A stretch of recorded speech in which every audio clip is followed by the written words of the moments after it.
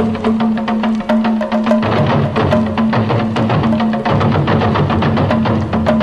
sentais que s'il devait y avoir un joueur qui venait changer le cours de l'histoire encore une fois, ça serait Karim Benzema, parce qu'il n'a pas marqué, parce qu'aujourd'hui je l'ai trouvé en manque de réussite par exemple au départ dans ce match, mais c'est quelqu'un qui est omnibulé par le but, omnibulé par le fait que son équipe soit capable justement de revenir de nulle part.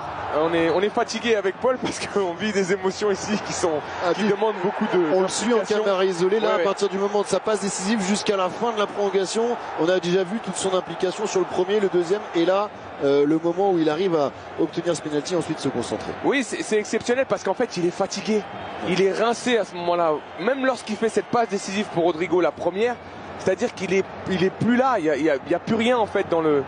Et il va chercher au mental, et c'est ce que disait Samir, c'est ce que disait Didier, c'est ce que disait Laure, c'est que lorsque vous êtes joueur de football, à un moment donné, vous êtes dans un environnement où vous vous dites ça va passer. Vous savez pas pourquoi, et nous on était là et on se disait mais imagine si j'arrive à marquer ce but-là dont parlait Thibaut Courtois. Et je pense que Karim Benzema il le ressent ça. Et à l'image de tout ce qu'il a vécu jusqu'à la fin de ce match, même sur le banc, il est animé, il est passionné, il est dedans. Et je pense qu'il est Real Madrid quoi.